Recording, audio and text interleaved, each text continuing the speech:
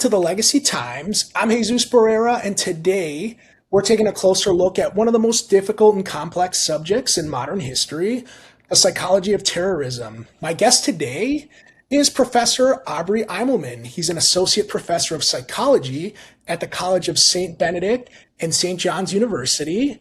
His areas of research include personality psychology, forensic psychology, political research, political leadership, excuse me, and of course, criminal profiling.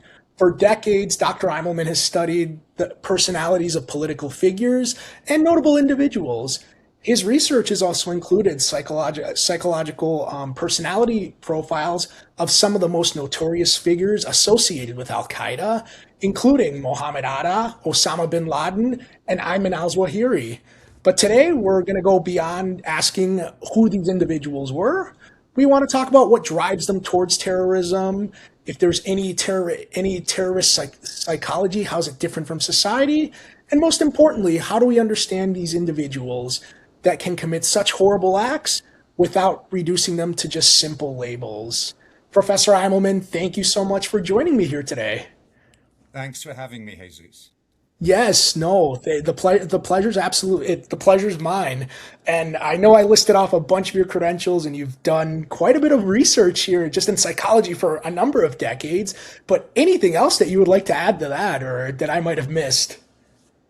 I think you gave a pretty comprehensive overview. I mean, this has been my field of research since just before I came to Minnesota, which was in 1991.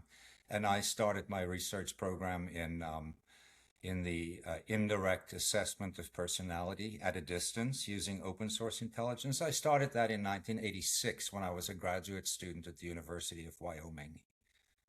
Oh, that is incredible. So we are talking about 4 decades of research at this point. Yeah, like on the dot, actually, in 1986 and 2026. Pretty much most of my career, one trick pony. There's nothing wrong with that, Dr. Eimelman. That is incredible that you've had such a lasting career. And kudos to you for 40 years being able to just stay in the same field. I think that's absolutely wonderful and also shows your expertise, of course, in this area. So that is absolutely amazing. And I know today you've had a lot of experience, as you've said, especially really on the political science and talking about a lot of these personalities that, of course, we see on the news and these larger than life figures just in our political discourse. But I would really say, like, what when it came to especially right after 9/11, really, what really led you to studying really the psychology of terrorism? You know, you basically said it when you said 9/11. My entry into the field of studying terrorists was pretty much incidental to 9/11. And as Sure. I said, I started my research of personality in politics back in the mid to late 80s.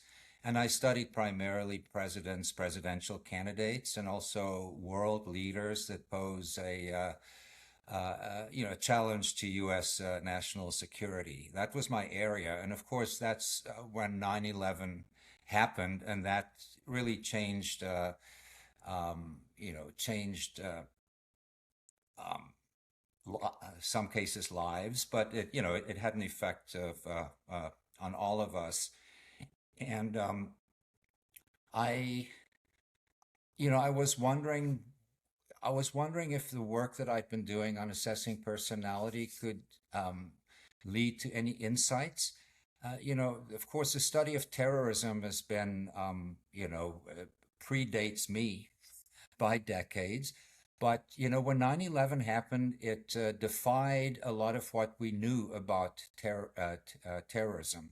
And so scholars on terrorism and folks in our intelligence agencies, looked at terrorism as, young people that are marginalized in society. And so here you have people that are not marginalized and are much older. Mohamed Atta, the hijack ringleader, was 33 at the time. He had I believe, an architecture degree from a university in Germany. Uh, um, Ayman al-Zawahiri, the main strategist for Al-Qaeda, was a medical doctor who came from a very, very prominent family that was well connected across the Middle East in places like Saudi Arabia and so on. Of course, he was an Egyptian and involved in the Muslim Brotherhood and the Islamic Jihad. And then Osama bin Laden grew up very privileged. His father was a multimillionaire, if not a billionaire. Of course, died in a plane crash. And so bin Laden was raised mainly by his mom, but also very privileged people who had many choices in life and chose what culminated in 9/11. And so I was, since this drew into question our understanding of the terrorist profile, I thought, well, let me try my hand at it and see what I can come up with and if it leads to any new insights.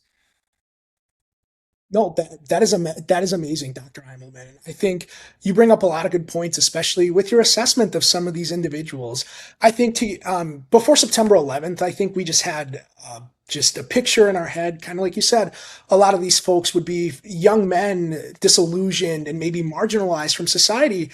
But like you said, that really wasn't the case. Mohamed Atta, like you said, the ringleader of the operation, was 33 years old, uh, fluent in English, German, was again, his professors and everything, living in Hamburg, Germany, was somebody who fit in pretty well into Western society. Bin Laden, like you said, himself, a multi-billionaire. His father was a construction magnate, and al-Zawahiri was a physician before really the path he took from the Islamic Brotherhood, and then just being the figure that he is. I think and that I think is really what really fascinates me. Three different people, and really going off of that, would you really say that there is such thing as a terrorist personality, especially when you compare those three individuals? Um, that's a very good question, but also a very challenging question because, there's a finite number of, there are only so many personalities. I mean, uh, in psychology, people often talk about the five-factor model of personality, the big five. And so it has, there's five dimensions. And so if you take each pole of the dimension, you have basically 10 types potentially. Or if you look at personality disorders, there's only like about a dozen, little more than a dozen different personality disorders, such as narcissistic and obsessive compulsive and so on. And so there's a finite number of personalities. And so if you take any one of these personalities, then they're not equally distributed, but let's say there's 10 personalities and they're equally distributed. So any given personality type would be shared by 1/10 of the world's population. And so, um, so you have, so the situation that you're dealing with, if you look at a profile, yeah, so there might be, actually, as a result of this research, and I will probably get to this later, I identified three different personality types that fulfill three different roles, but we can get into that later. But so if you identify a personality type, then you're looking at millions of people that have the same personality. And it's that's not a unique problem. If you look at the difficulty we have, identifying school shooters, for example, yeah, there are certain clues, and it's, after the fact, people sometimes say, yeah, well, it's hindsight bias, right? Then it seems kind of obvious that we should have been concerned. But it's what I call a baseline problem. If you look at if you look at terrorism, if you look at serial killers, if you look at mass murderers, yeah, it's a horrible thing, but it has a low baseline in society, which means there are it's a very small fraction of the population, and so then it becomes like a needle in a haystack. And so even if you know exactly what kind of personality you're looking for, well, you'll get millions of matches. It's not like DNA testing, where you can uniquely identify someone. No, you're absolutely right. And I think that's a very interesting point. Like you said, there's only so many personalities that people have. And even in your research, Dr. Eimelman, I found it fascinating when you were comparing some of these personality types to some of these individuals. Um, I was really shocked to see like your personality assessment of Osama bin Laden. I think us as Americans, we really have that in our head that this guy was, and of course, he committed such a horrible act, not just 9/11, everything that's happened in the aftermath, but a lot of it for him was really your textbook narcissist. He used really all of the what Al Qaeda did. It's really to bring glory to himself. And really, I'm not saying that he didn't believe in what he preached, but a lot of it again was just a dominant personality and being a narcissist, which I think a lot of people might not necessarily see that when it comes to a terror leader. For them, I think ideology we really take a lot of preference over. And really, do you think what role does ideology really play compared to personality for some of these men? Yeah, it plays a huge role, but I just, if I may, just briefly comment on what you said about narcissism. And so, Bin Laden is might even fit the profile of what some people call the malignant narcissist. So they're high on narcissism, and they have antisocial tendencies, meaning not shyness or anything like that, but psychopath, a psychopathic personality. Also, highly aggressive personalities with sadistic tendencies and maybe some paranoid tendencies. Those are the four components of the malignant narcissist. And so, and I know that an acquaintance of mine, Dr. Gerald Post, who started the psychiatrist who started the CIA's unit for studying leaders, he testified before the first Gulf War in 1999. He testified before Congress that Saddam Hussein was a malignant narcissist, and Bin Laden probably shares many of those characteristics. And typically, you find that they have these narcissistic dreams of glory. And if we get back to the different 9/11 personality types, I can elaborate on that. But I don't think he was a pious individual like a Mohamed Atta or a Ayman al-Zawahiri. But you talked about the role that ideology plays, and it plays a very important role. And broader than that, culture. And of course, within culture, you have religious beliefs as well. And so maybe to oversimplify it, I focus on personality. But if you think of if you boil an egg and you peel it, you're going to have the yolk in the middle. And so think of that as personality, but it's surrounded by a person's family background, their cultural. If you grow up in in mainstream American society, you have like, American values, whatever those are these days, and the broader culture in the cultural belief system in which you are reared, in which you're raised. And so, ideology is just part of that. And yes, certainly it plays a huge role. Um, I don't think all terrorists are highly ideological.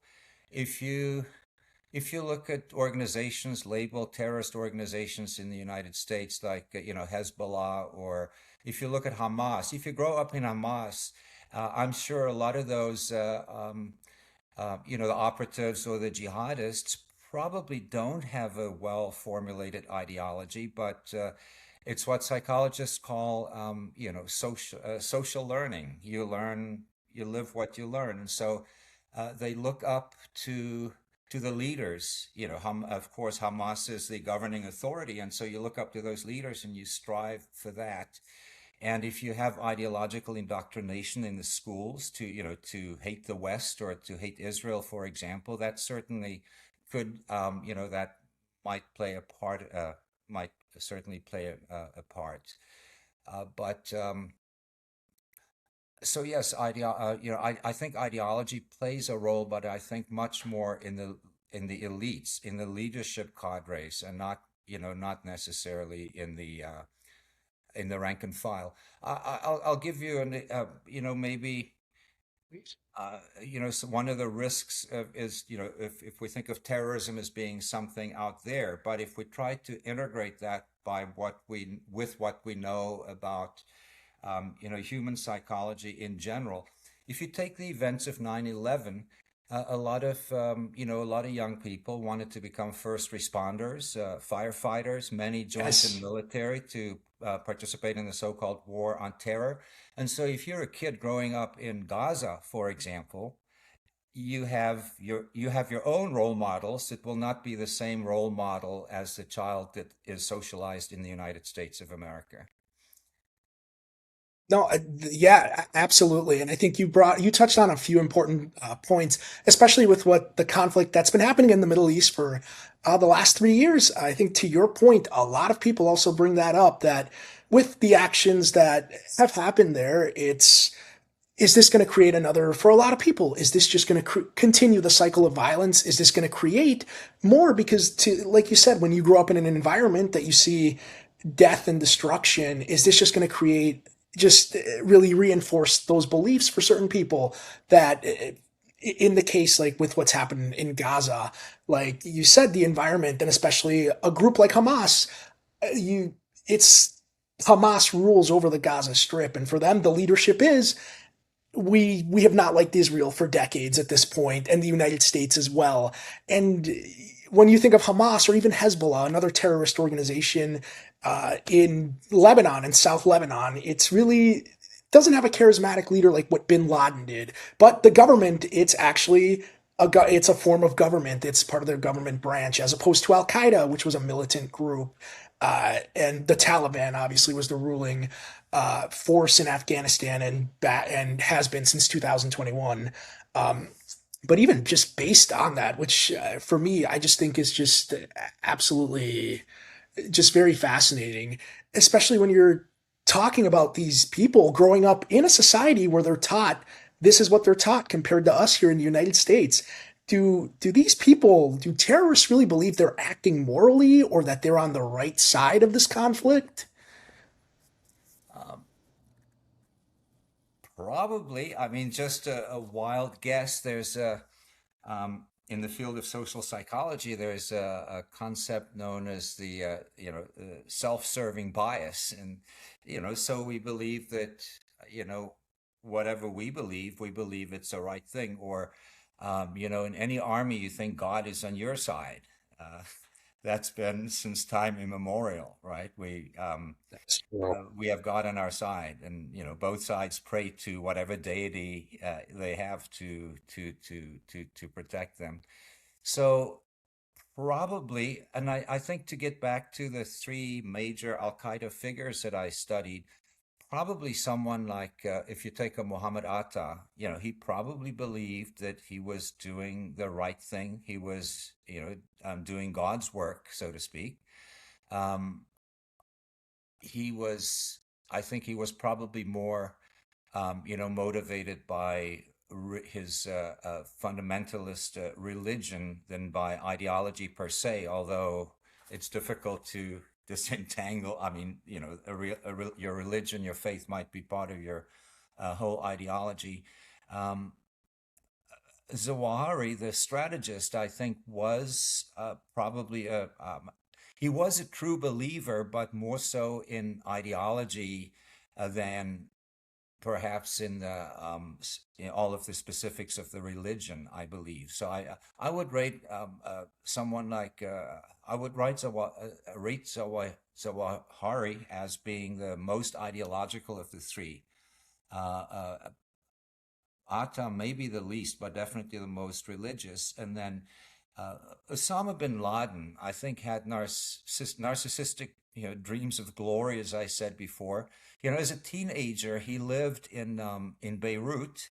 He ultimately had to leave because of the civil war, but he was a party animal. He would hang out at nightclubs. I think I read that he sometimes rented out the whole nightclub, and it was wine, women, and song.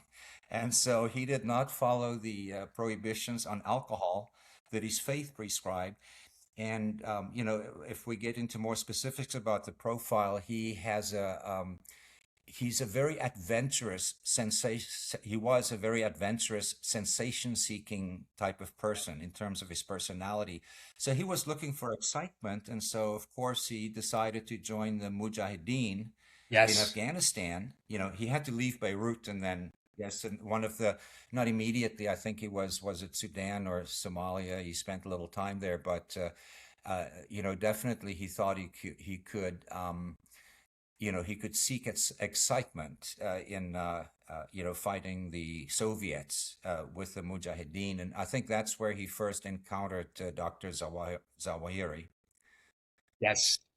which which is absolutely fascinating for me, that an individual like bin Laden, really that's what he really sought, was excitement, and really just seeking fame is really what it really is, more what it seems like just from your psychological analysis. And even to your point, that's something that, growing up in wealth, he decided to, just like many young Arab men in that time in the 80s, when the Soviet Union invaded Afghanistan and occupied it for a decade, all young men from across the Arab world flooded Afghanistan and seeking just what they saw as jihad, and really seeking to defend holy places in Islam, which I thought was really fascinating for me. I always wondered, somebody who's a billionaire, what business do they have? It was reports of him sleeping on a mattress with the rest of the members of the Mujahideen, somebody who came off as very humble. And I think really that was part of his appeal for a lot of folks when he founded Al-Qaeda in 1988, if I'm not mistaken, if I'm remembering my dates correctly.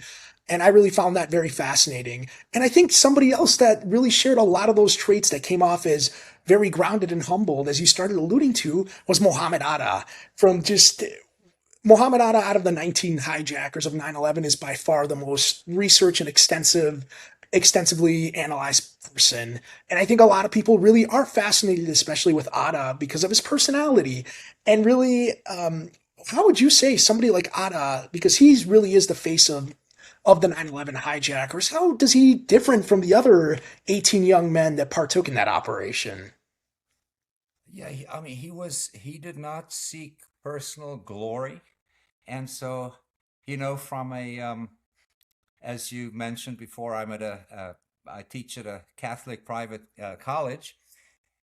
I've often, as I studied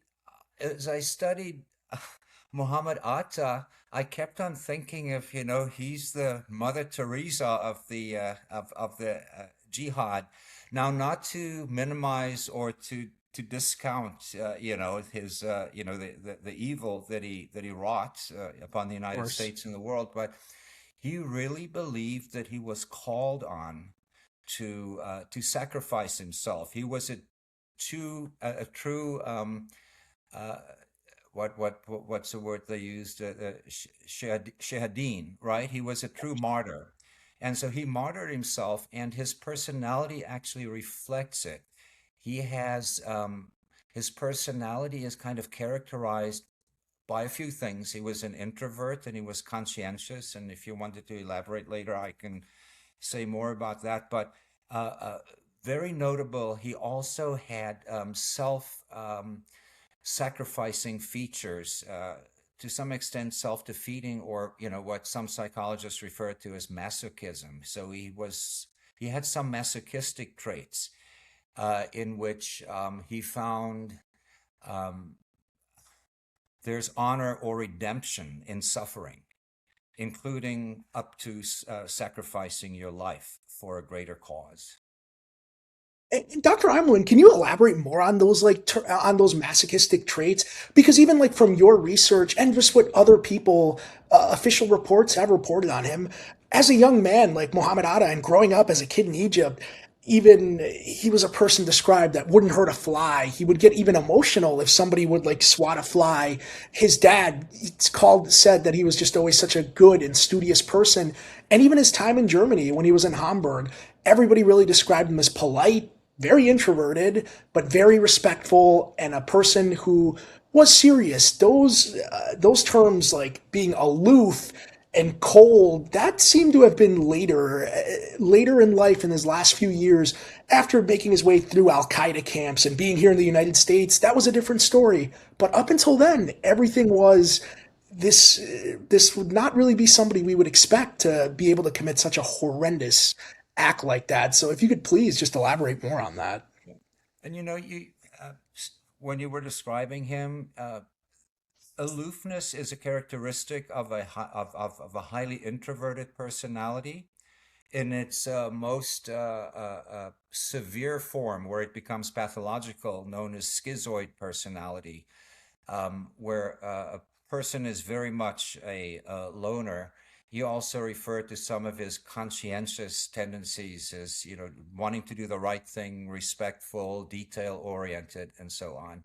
And then, the masochistic features, something I have not found in U.S. presidents that I've studied, except there was a little bit of it in Richard Nixon's personality. And so I believe that which leads me to believe that Richard Nixon had of course, he wouldn't, as Sigmund Freud would say, he probably was not aware of the fact, but he had a self-destructive undercurrent within his personality. And so, Watergate wasn't necessary. He was going to win the election, the Watergate burglary. And so he had some self-defeating tendencies. But off the top of my head, I can't think of any other US presidential candidate or world leader where I found these masochistic tendencies. But that's just the a willingness, but actually more than that, a deeper need to sacrifice yourself for something. And that gets me back to Mother Teresa. I mean, very different people. And one person you might argue was pro-social and the other one anti-social, in effect. But so that, I mean, that's a picture that I had of Mohamed Atta. And so that I think that something I did not know going into my study of these three 9/11 related leaders was that they had three different profiles. And so I thought, when I dug a little bit deeper, that there was a given role that I could see in a global reach terrorist organization. So if you take Muhammad Atta, not only was he willing to sacrifice himself, but he had to, he was, he had to manage the whole operation in the United States. So he had to be a good manager. And so that's where his conscientious personality traits come out. Someone who's very detail oriented, a kind of a bureaucratic tendency, a good managerial type. But then also introverts sometimes kind of blend into the crowd. You don't notice them, as opposed to an extrovert. Extroverts are loud and they attention seeking and so on. But here you have Yes. the opposite of an attention seeker. So he was able to fly below, no pun intended, flying, but he flew below the radar in the United States. He did not come to the attention of law enforcement agencies because, he was a quiet, conscientious introvert. And that makes a lot of sense. And I think everything you just described and everything that has been just studied and just officials and history books have really stated on Muhammad Atta, somebody who was just dutiful, like you said, somebody who was just very disciplined. And I never even thought of it that way, Dr. Immelman, somebody who's just that, who isn't outgoing and as somebody introverted, it is easier to blend in with any crowd and really being able to, like you said, really just stay below the radar and just kind of blend in. I never would have even put two and two together now that I'm thinking about it. I think that's really fascinating. And I think really just when you see somebody, just a figure like Anna like this, and we, as we described, Bin Laden and Ayman al-Zawahiri, these three men had three different personalities, and these were, again, some of the biggest figures of Al Qaeda, two of them. But how did these men really complement one another, being just completely different, quite frankly? Yeah. And so, just to add, Atta was in the United States for what, the better part of a year. And Yeah. so that helps if you have a conscientious personality, because conscientious personalities are a little bit compulsive, which is the opposite of impulsive. Impulsive people change their mind, right? Can change their mind.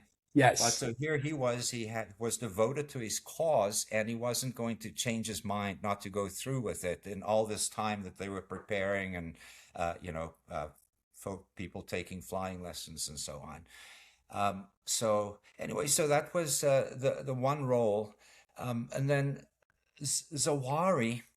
The thing that stands out most for me is he had a negativistic uh, pattern or tendency in his personality where he was kind of primed to go up against authority. And so, as you know, he kind of butted heads with the authorities in in Egypt, related also to the assassination of Anwar Sadat, the president. And so he was, you know, an uh, he was negative. He was negativistic. He had negativistic tendencies vis-a-vis authority, and also he also had strong conscientious or compulsive tendencies, but also he had some aggressive tendencies, which meant that um, that he was, and then you add his ideological belief, his ideology in there. So, so he, he was someone who had the kind of the personality pattern to be very persistent in breaking down the existing order. And then you get to if when you get to Osama bin Laden, who I think started out as someone who was seeking adventure, like a lot of young people do, see the world, Yes. travel the world, and so on. Um, some people join the military, for it's kind of excitement, join the Navy and see the world. And so he went to, of course, as we said, to Afghanistan, and I think he may have picked up some religious, I don't know, maybe he became more devout in his faith, but I believe he was more of a politician. I mean, politicians have a good way of presenting themselves in ways that would get votes. Now, he wasn't looking for votes, but he was looking to build to build a following, his narcissistic dreams of glory. And so here you have this person who's basically a self-serving, kind of a narcissistic person, who, he would be someone I would describe as the only one that was really potentially somewhat impulsive. And so he needs, there's no way he could have managed the 9/11 attack without, having someone, a conscientious introvert, a conscientious masochistic introvert like Atta in the United States on site in country, and then having a strategist and a planner such as Dr. Ayman al-Zawahiri. And so then you bring these three together, and we all know the expression, this the whole is greater than the sum of its parts. And so that is something that I kind of hit on. I kind of stumbled upon this assessment, just comparing the three profiles with each other, with one another. Doctor, I'm just that. Wow, that's just. I think honestly, what you described that perfectly. It's all making sense. Like you said, this complex mosaic, just like any organization, whether we we're talking about, of course, a terrorist organization, but I think just like in any organization or any team that you're a part of, you have different people and different components that have a role and do their role. Their goal is to do their role to the best of their ability. And even just the way you describe just how these three pieces really fit, even just from my years of research on like the 9/11 attacks and the war on terror, it makes sense. Like just psychologically how you described. A good example for me is uh, around 2 months before September 11th. Osama bin Laden really wanted those attacks carried out as soon as possible. Mohamed Atta told Ramzi Youssef to relay that to bin Laden that we need more time because I still have not trained these men and I am not content with what we have at this moment. Which again, it goes to show like the details that this individual really, Mohamed Atta, was someone that was but bin Laden for him, it's this needs to get done right now. And bin Laden, a lot of people don't realize, didn't really construct the idea of the 9/11 attacks. He, of course, is the leader of Al-Qaeda and was able to bankroll that. But that compulsive, that is something that I really found interesting. That those three, like any organization, it sounds like you really just need different people with different strengths. And of course, he issued the fatwa, to Yes. encourage jihad against Americans. It was published in Al-Quds Al-Arabi in 1998, which was shortly before the East African bombings, the Yes. embassies in Nairobi and Dar es Salaam. And Zawahiri, I think, was also a signatory on the fatwa. So he could do that. He could issue the fatwa, but he needed these operatives to to carry it out. To do the work. Absolutely. And I think even to what you just said, Dr. Immelman, uh, obviously Osama bin Laden since 2011 was taken off the battlefield, and then Ayman al-Zawahiri just in the late summer of 2022 was finally brought to justice as well. Do you? And that's something it seems like with a personality like bin Laden, a lot of people describe him soft-spoken, somebody that was charismatic and really was, like you said, somebody the face of an organization that was able to inspire these young men. It almost seems like an organization like that we, for a lot of Americans 25 years later, has not really been in the news or in the public circle as much with everything that's happened. Is that something that really, for any organization, not mind you, not even just a terrorist organization, is that how every criminal organization really works? A charismatic leader in order to function and get people behind their message and really to act on these sometimes horrendous acts of evil? Uh, yeah, I guess you can make that argument. Um, if you just look at U.S. politics, I can't go too far back from. I started these studies in the late '80s, early '90s, but Yeah, certainly people like Bill Clinton, very charismatic. Um, very. the the the boy from Hope, the Hope, Arkansas, the comeback kid. I mean, people did not take him seriously at first. Of course, Barack Obama with his meteoric, rise to success, very charismatic. And now people disagree with me on the third one, but when I started studying our current president in 2015, Yeah. I said he's extremely charismatic. I predicted in 2015 he was going to win the 2016 election. Wow. And it was unfortunately, I talked to my local newspaper about it, so they actually published it. And then after the election, they came back. But just based on his personality. Now, of course, if you dislike the president, you're not going to think he's charismatic. But he has all the personality traits Absolutely. of a charismatic person, including a very high level of narcissism that's combined with being somewhat extroverted and not very conscientious. And so I define political charisma as high on narcissism. Out and now in the 2016 election, the president's opponent was also just as high as him on narcissism, but the current president was an extrovert, and the person that lost against all expectation was an introvert and highly conscientious. And so they were both high on narcissism, high on dominance. One had an extroverted, outgoing personality and low conscientiousness, and the other one an introverted personality and high conscientiousness. And the one with the outgoing tendencies and low conscientiousness won the election in a very close election. Sure. Personality can make a difference on the margins. So I think it's really very important. And I think what you're getting at is getting at might be that if we look at the current situation in world politics and maybe specifically in the Middle East, do we have any charismatic personalities that could take the leadership of a global reach terrorist organization or some kind of jihadist organization?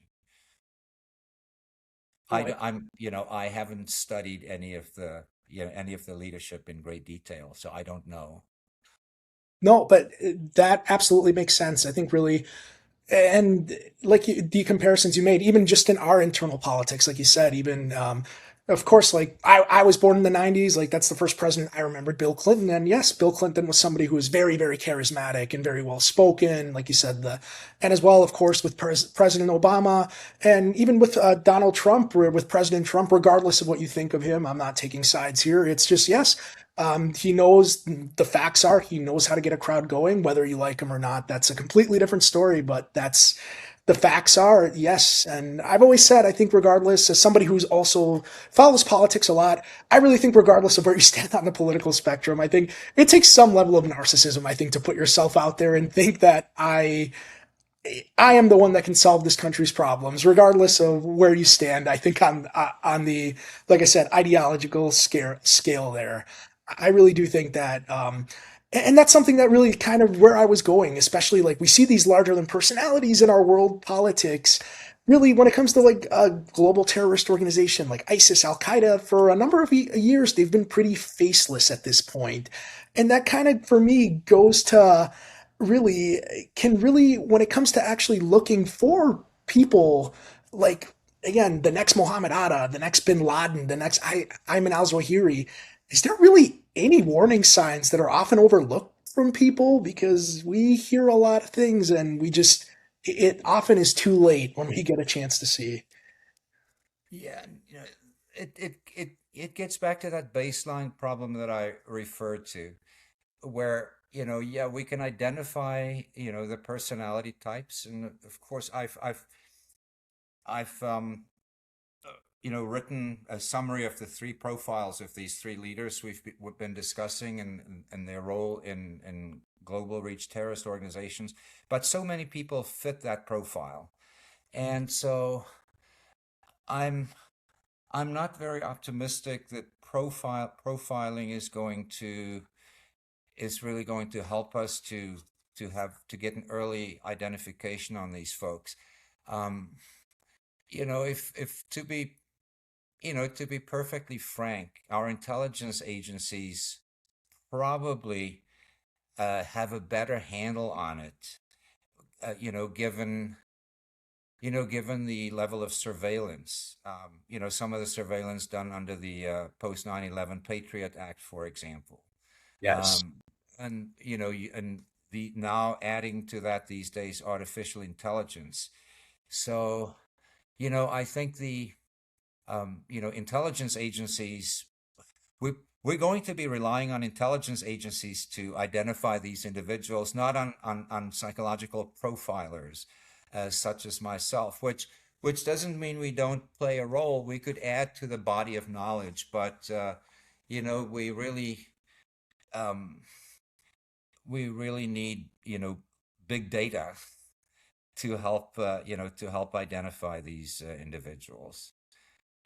No, I agree with all of that, Dr. Eidelman, but I think researchers like you, quite frankly, I think are actually a very necessary component to having this discussion because the reality is when we are watching just what our favorite news network, whether local or nationally, we really don't actually talk about. Again, we see the aftermath, but we really don't actually see, as we've been discussing today, really what is underneath the layers of just such an individual. And for me, really, that kind of leads to my next question. Really, how dangerous is it really to oversimplify an individual like Osama bin Laden or Mohammed Atta? Um, Yeah, I mean, it's obviously you kind of the question you pose kind of answers itself. It's always, I think, dangerous to oversimplify. There's no magic bullet, so to speak. You talk to someone, an actuary working for an insurance agency, an insurance company that has to figure out figure out how long you're going to live before they set your insurance rate for a life insurance policy. And so they take so many variables. They take family history and your lifestyle habits, your health condition, and so on. So there's many variables that go into it. And when I work with my students, I tell them that our behavior is. Let me just step back. When I was told by an acquaintance who was an FBI agent who was trained at the FBI Academy in Quantico. So and she became an FBI profile when she was being trained as a profiler. The first thing that they told her was personality drives behavior. And so that's the first thing that they said. So yeah, personality is a big driver of our behavior. But I tell my students that our behavior is a function of the person that interacts with a situation. And interaction, I use a little analogy. I said that, if I give you a rectangle and I ask you what's the area of this rectangle, you can measure it, right? It has a length and a width. And so you multiply the one with the other and you get the number of square units in that. And so think Yes. of personality as the one dimension and your situation as a different one. But now actually our behavior is a function not only of personality but of the person interacting with a situation. So the person interacts our includes our personality but also our attitudes, our values, which would include religious values and ideological values, and our interests. So a person has to be interested in jihad before they participate in it, right? So it's not only personality. And so then you get the situation, and that touches upon some of the things that that we talked about previously. The circumstances or the situation, such as the cultural influences on your behavior, for example, and Yes. then get us. I don't know if the question has the topic has arisen, but if you talk about evil, I mean, you can't. I mean, there are certain personality types that might be more likely to engage in evil deeds, like a malignant narcissist, for example. And Yes. but then you have a personality like Mohamed Atta, kind of a saintly personality who can also engage for different reasons, not self-serving reasons, but other serving reasons, engage in evil deeds. And so and I mean, if think about it, a president of the United States gave the order to drop two atomic bombs, yeah, one on Hiroshima and the other one on That's, Nagasaki. yes. I mean, through a, I'm sure there's a lens that you could look through and say, well, that's an extremely evil deed. Or you could take what philosophers call a teleological approach, like the ends justify the means. It ended a very vicious war, and so yeah, what a it's that's just par for the course. Life was never going to be simple, and understanding the world is not a simple endeavor. So yes, it's long answer to a very short question. How dangerous is it to simplify? Simplification, if you say, well, these people are evil and we just need to destroy all of them that might belong to the same demographic, for example, that would make no sense.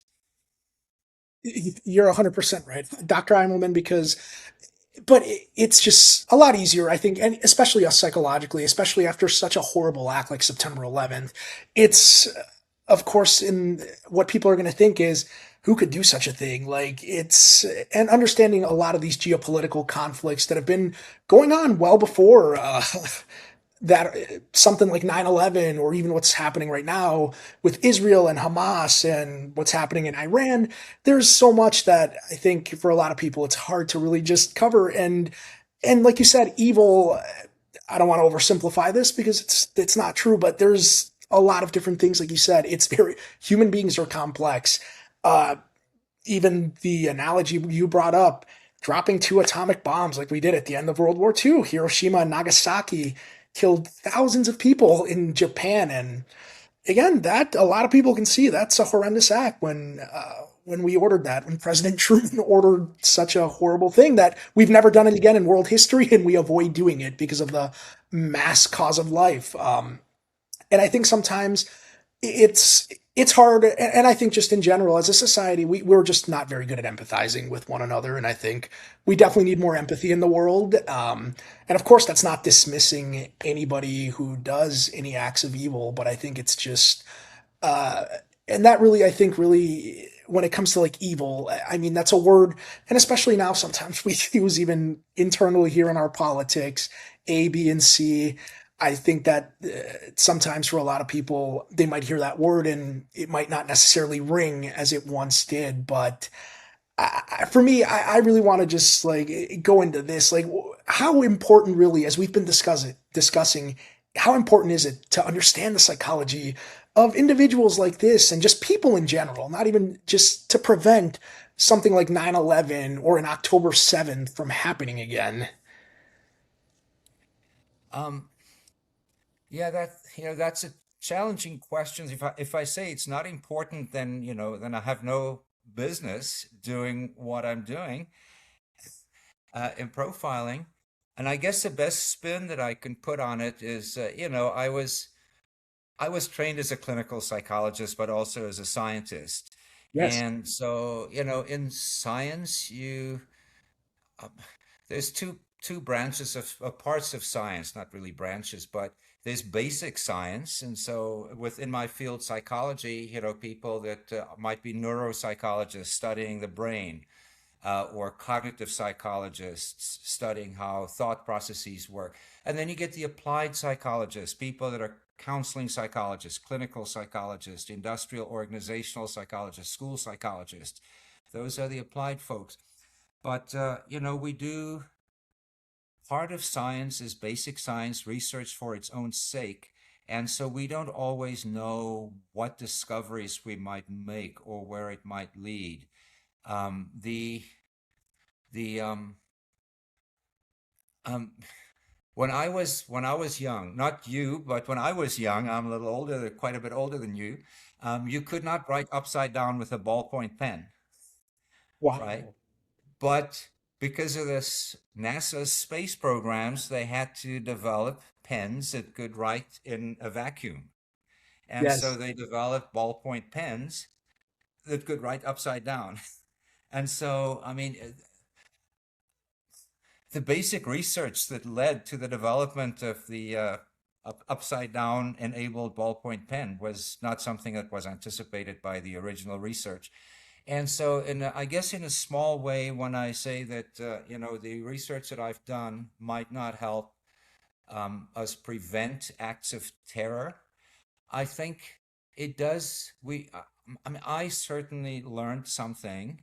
I mean, I think the most important not piece of knowledge coming out of it was that there are maybe three important roles in a global reach terrorist organizations. So Osama bin Laden, Ayman al-Zawahiri, and Mohamed Atta each played a different role.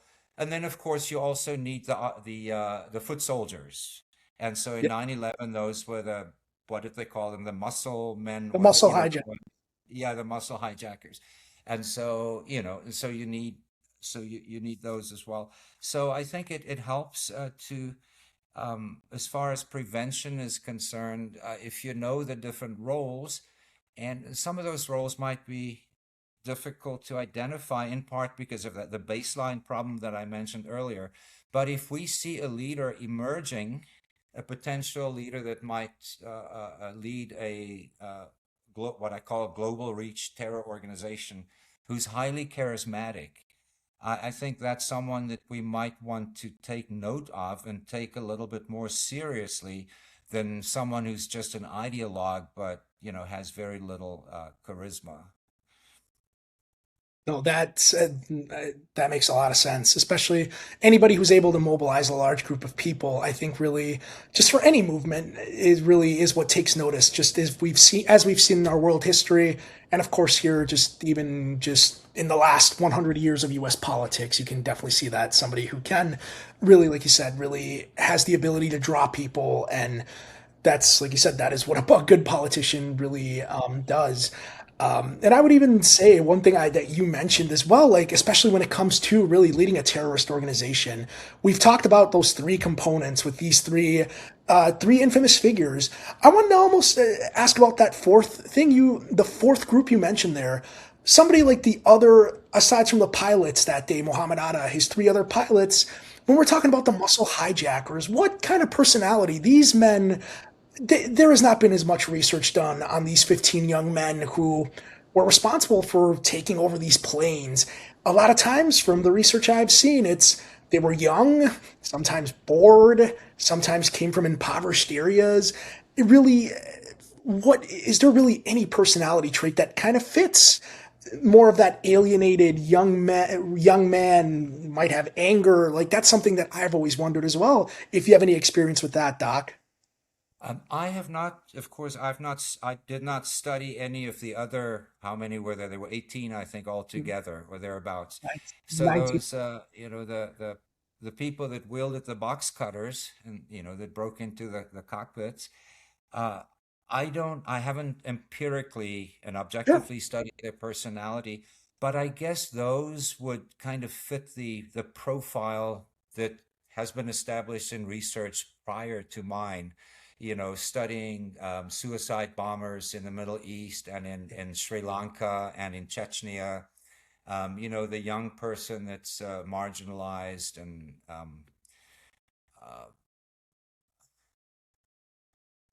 there's all kinds of people that are willing to, I mean, anyone, even in the United States military, when you sign on the dotted line, you basically you are writing a blank check for everything, including your life.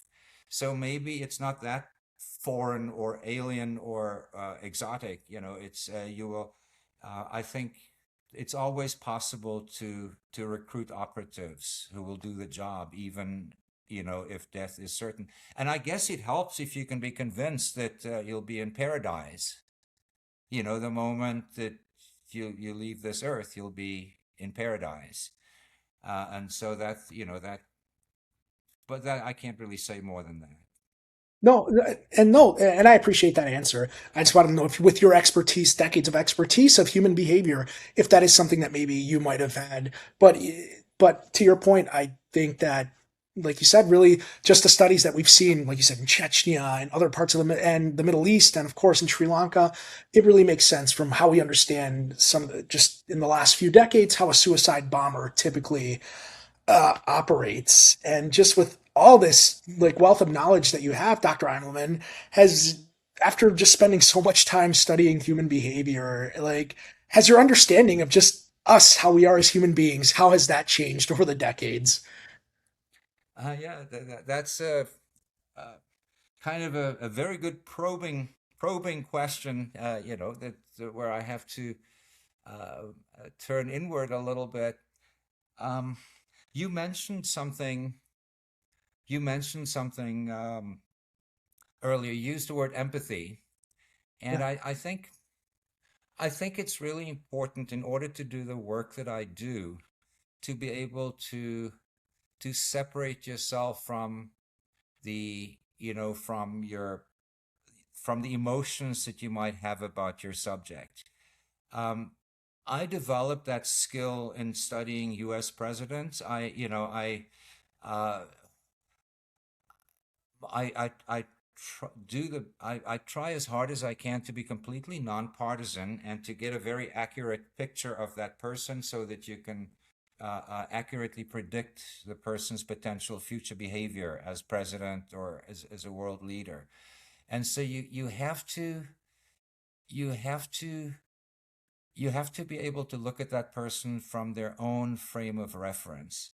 And so, I mean, you can't study terrorists if you get caught up in evil. If all you thinking is evil, evil, evil, you can't do it. And that's just I was trained as a clinical psychologist, and so in order to work with a person in psychotherapy, you have to be able to have an empathic and accurate understanding of that person from their own frame of reference. And you also have to have self insight. As part of my training, we had to be the students in my class, the 8 students in my class had to all undergo group therapy for a whole semester in Wow. order to understand our own, our understand ourselves better and to understand what Freud would call it, our counter transferences and so on, so that you don't impose uh, um, you can't work with a client if that client reminds you of someone else that might have played a certain role in your life or that you have unfinished Right. business with. You have to be able to enter that person's subjective frame of reference. Or if there's someone, if you've if you honestly cannot work with a person that has a different ethnicity or a different religious or sexual orientation, then you shouldn't be working with that person because you cannot be empathic and, enter that person's world from their frame of reference. And so that is something that's been reinforced through all the studies that I've done of presidents and world leaders, to not to get carried away by whatever ideological or political or religious or other biases I might have, and to really to keep my eye on the prize, and that is to get the most accurate psychological profile of that person that I can construct based on open source intelligence. I like that a lot, Dr. Immelman. I think that's, and as you mentioned, I think, especially when you're studying anybody and in the field of psychology, just being able to do your best to remain neutral, I think is very, very important, especially when you're psychoanalyzing a lot of these just people and certain personalities and certain figures. And I think one thing that a lot of people maybe mistake, just because I empathize with somebody doesn't necessarily mean I agree with them. In order to really empathize with somebody, in your words, I could not have said that better. I have to be able to really put myself in their shoes and in their frame of mind, really. And I think that's what, for me, I found extremely great about the studies you did on these three men, that you were able to, and just all the research that you did, able to find, like, okay, like, it's easy, as we discussed earlier, to say these people are horrible and evil, which they committed horrible acts that unfortunately took the lives of 2,977 innocent people. Nobody's justifying or defending that. But I almost have always thought of it as a disservice. If we don't learn about these individuals more, we're bound to really repeat or ignore these just warning signs of anything that could potentially really come. And I know I've taken a good chunk of your afternoon already, Doc, but I have a few more questions here just to wrap us up. Really, with all your research, like, what do you hope people would take away from your research, your decades of research? What would you hope people take away from that? Um,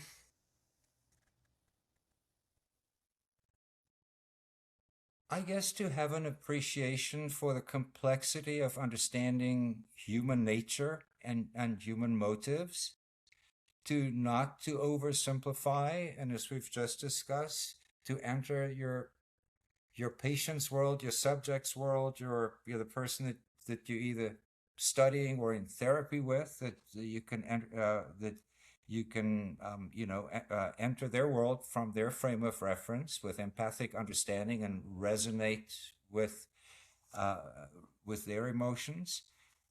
That's important. From my perspective as a psychologist, to understand the complexity of human behavior, it's not only the person. When I was first trained as a clinical psychologist, and you learn to do a lot of psychological tests in order to figure out a person's personality. And I think there was a time when I thought, okay, now I have a personality profile, so that's all I need to know. And as I started delving deeper into some other areas like social psychology, you understand how a person is influenced by their circumstances, by their situation. And even more broader, from a more anthropological point of view, sociological and anthropological, their whole cultural context and their cultural historic context, that plays a role. And also maybe, we see a lot of talking heads on TV, and they're very opinionated. A Yes. true scientist, a true scientist has should be, shouldn't shoot from the hip.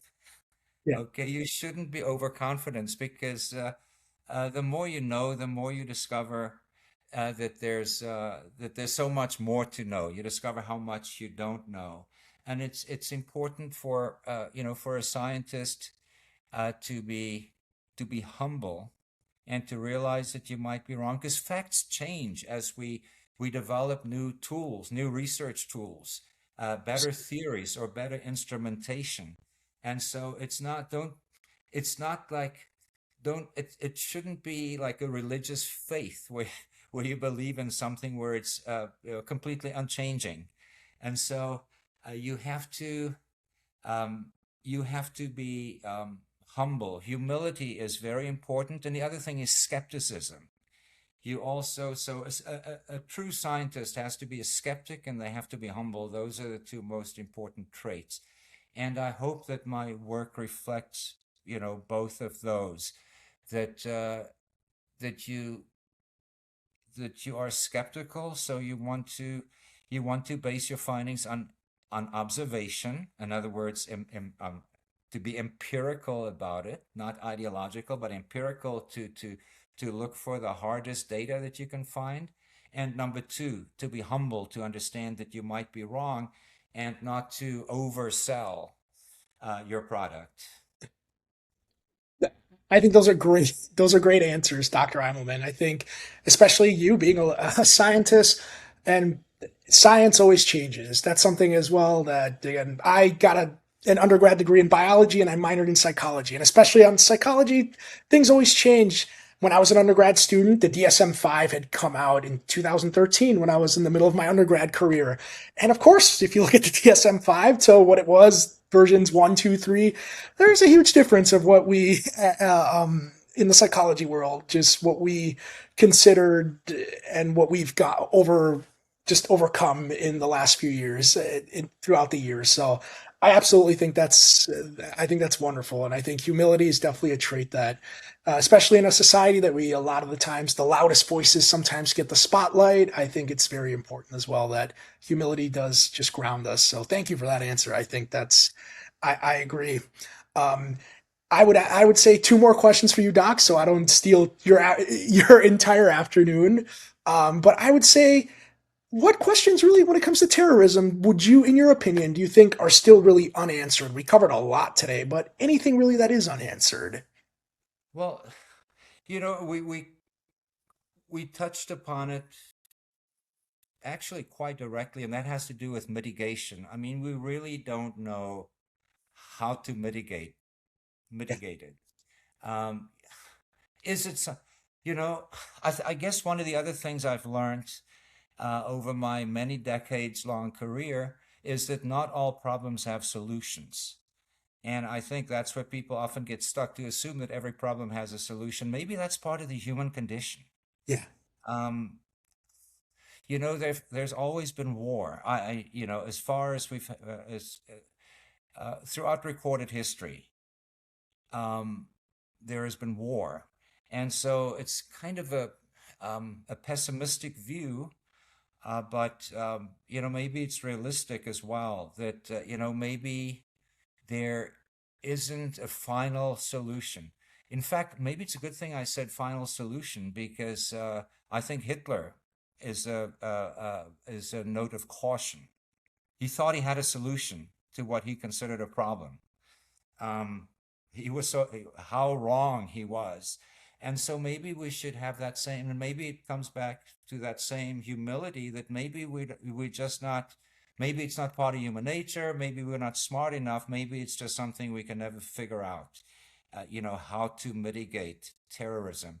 And to make it maybe a little bit, we have a tendency to think of terrorism as something out there, but of course we have domestic terrorism. But yeah. maybe to make it even more domestic, and people, something that we can relate with, because we all have lived through it to some extent, and that is, like, the school shooter, for example. There was a terrible one in, Minneapolis, just last Just year, right? yeah, just a year ago.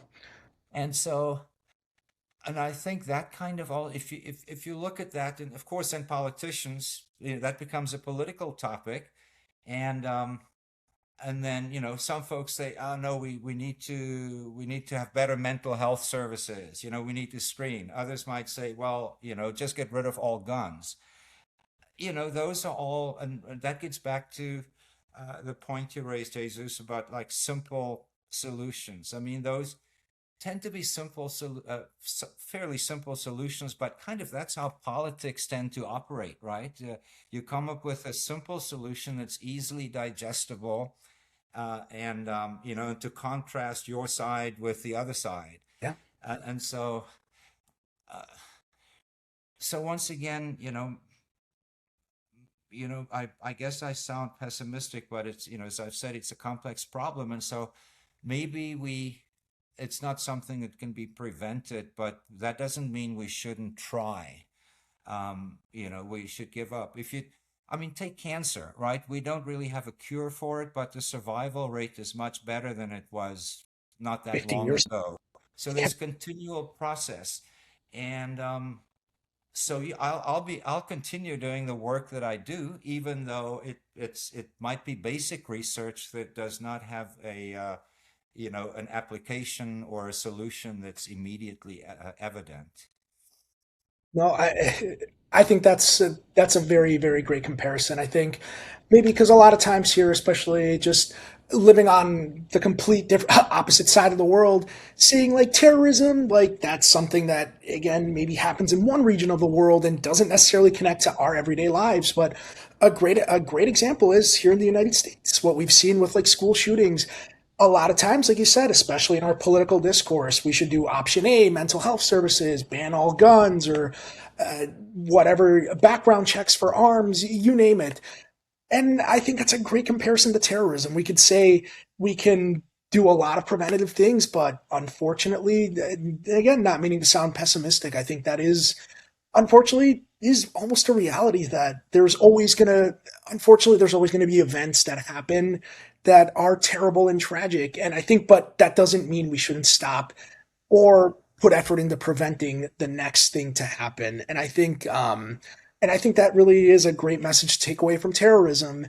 We've the good news is in the last 25 years here, like after 9/11, we haven't had anything on the scale of that because to your point, Dr. Immelman, we've put in that effort to really make sure such a horrible tragedy like that doesn't happen. But of course, like you said, there is domestic terrorism, which people I don't think necessarily like saying that part out loud because when we think of terrorism, oh, they're living across the Atlantic Ocean in a desert and they don't look like us. And that's maybe psychologically how we kind of maybe compartmentalize that so we don't think, gosh, like, we have some things here in our own country and every country. No nation is perfect. So I agree with you. There might not ever be a solution, but researchers like you and just research like that is still important for us to understand how humans work and really especially when you get these political figures and larger than life figures that do shape events in our world. I think it is still very important to discuss. And my last question for you, Doc, is there anything that I didn't ask you that you think would be important for people to understand? Not off the top of my head, I found your questions all very well informed and very thought provoking. I thought they were all insightful and probing.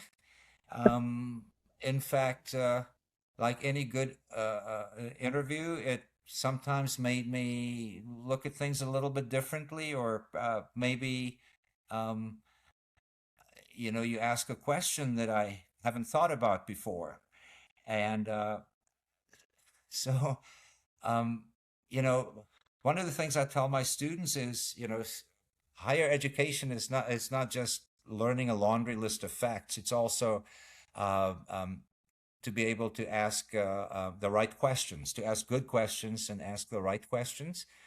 And so, you certainly the questions that you asked helped me to think deeper about some of these topics, and I think even, and probably made me better at what I do just for having had the experience Oh yeah. to spend a little time with you. Oh, that I'm very flattered, Doctor. Thank you so much for that. And honestly, thank you so much for your time today. And again, thank you for what you do, your research. I know, like when we discussed, and of course, me being in academia as well. I was in academia as well. I don't have a PhD. I have a master's degree, but a lot of times, like with research, like when we previously talked, a lot of it goes underappreciated, and people just, especially when you do years of research on a topic, but I just personally want to thank you again for your research. Really, what you've done, really, just for human behavior and just like those psychological analysis, those profiles for those three leaders, I think are extremely important to understand for not just me, somebody who loves researching history and this, but I think just for human beings to really understand that life is a lot more complicated and and evil sometimes, and evil unfortunately usually has layers to it. It's not just this person. There's a lot more to it. So thank you so much for your work in this field and for your research. I loved it and I greatly appreciate it. Thank you. It's been a pleasure to spend some time with you, Jesus. Yes, thank you so much, Dr. And who knows, maybe in 2 years here, you study personalities. I would love to get you back on to talk whoever our presidential nominees are in 2028. And I would love to hear your take, and I would love to read your research here in the near future when it comes to that. We're already profiling all the possible nominees on both sides. I, So that's a work in progress. I'd I love love to it. discuss it with you when the time comes. Yes, absolutely. Thank you again, Dr. Immelman. I hope you have a wonderful, wonderful day, and thank you for being on here with me. Thank you. I want to thank you for watching another episode of the Legacy Times. If you enjoyed this interview, please hit that like button, hype this video up, and subscribe. My goal is to get this channel to 10,000 subscribers by the end of 2026, and we're at over 8,000 already, so we're inching closer each day.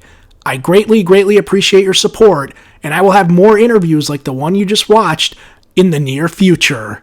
Until then, stay informed, stay curious, and most importantly, be kind. And I'll see you next time.